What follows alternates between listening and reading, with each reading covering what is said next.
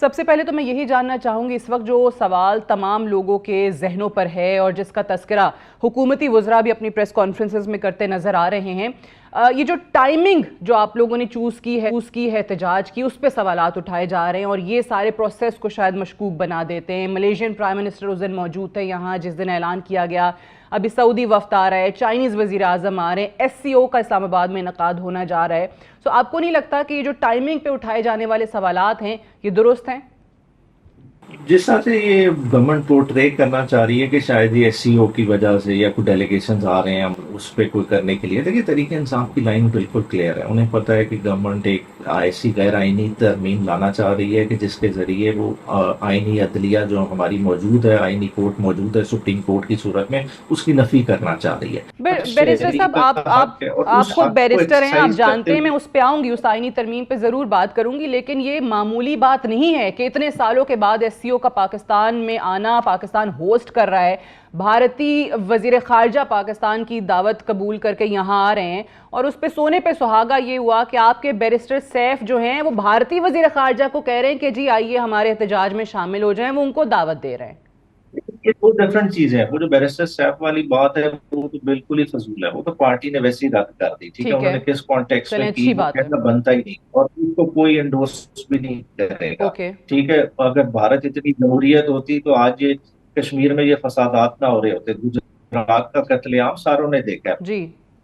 भारत का जो ढोंग है जमहूरियत का वो सबके सामने आया है। ठीक है, तो हम किसी गलतफहमी का शिकार नहीं है। ठीक। दूसरा जो हम बात करें ना SCO, देखें बार बार SCO की बात की जा रही है। SCO क्या है बुनियादी तौर पे? ठीक है, एक ममालिक उसमें कौन है? अगर आप देखें, इंडिया है, रशिया है, चाइना है। ऑलरेडी आप जंग किसकी लड़े हैं? आप यूक्रेन की जंग लड़े हैं, आप रशिया के तो ऑलरेडी खिलाफ है। आपने इमरान खान को किस चीज पे निकाला था? किस चीज की सजा दी गई थी? इंटरसेप्ट के जो डॉक्यूमेंट्स हैं वो उठा के देख लें। इंटरसेप्ट ने जो आपके लीक्स के बारे में क्या कहा था कि इमरान खान को सजा दी गई है रशिया जाने की।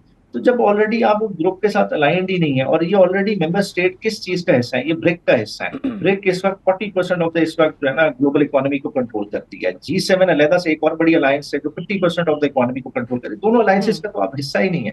ये एक डिफेंस ऑर्गेनाइजेशन से शुरू हुई, अभी इसका बिल्कुल ठीक है, बट शुरुआत है पाकिस्तान ये वॉज एन ऑब्जर्वर कोई। इनिशियली और उसके बाद वो बाकायदा मेंबर बन गया। जो आप कहते हैं कि जी इमरान खान साहब को रशिया जाने की सज़ा मिली, तो अगर सज़ा दी गई तो आपका नैरेटिव तो यही रहा ना पाकिस्तान तहरीक इंसाफ का कि अमेरिका ने निकाल दिया, अमेरिका ने कर दिया, बट उसी अमेरिका में आप ही के पाकिस्तान तहरीक इंसाफ के लोग जो हैं वो उन्हीं लोगों से मदद मांग रहे हैं, जो कांग्रेसमैन के स्टेटमेंट्स हैं, जो सेनेटर्स के स्टेटमेंट हैं।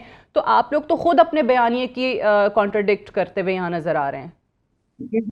जो लॉबीइस्ट हायर होते हैं, सारी जमातें करती हैं, लॉबीइस्ट हायर करती हैं, अपनी लॉबिंग करती हैं, सारी दुनिया में चलता है। ठीक है, ये देखें आप अगर चले जाएं, हुसैन हक्कानी किसके लिए लॉबिंग करता रहा बाहर? अमेरिका में ही कर रहा था ना।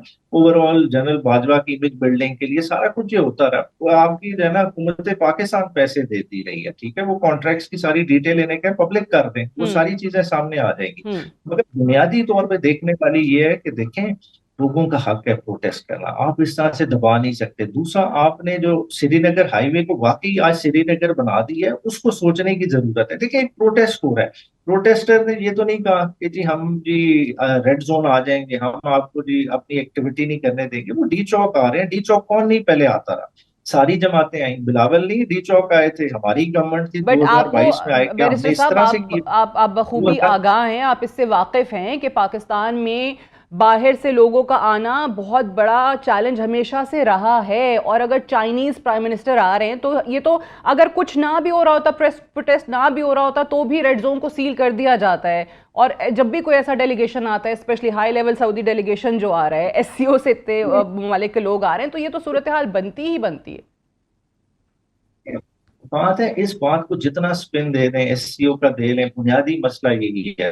देखें, PTI एक्सटेंशन के अगेंस्ट है, एक्सटेंशन के खिलाफ एहतजाज करेगी और यही टाइमिंग है, और 25 से पहले भरपूर एहतजाज होंगे। आप उसको क्योंकि जो उस मर्जी वक्त दे चीफ लें, जस्टिस साहब के आप रिटायरमेंट की डेट जो है। मर्जी कर दें। ठीक है, हमारी क्लैरिटी है, ठीक है, कि जुडिशरी के साथ खिलवाड़ हो रहा है। जुडिशरी को जो है ना इस वक्त पोलिटिसाइज कर दिया गया है। जुडिशरी को जो काम करना चाहिए था, जुडिशरी को वो करने नहीं दिया जा रहा। जुडिशरी को एक सर्विएंट विंग बनाने की कोशिश की जा रही है।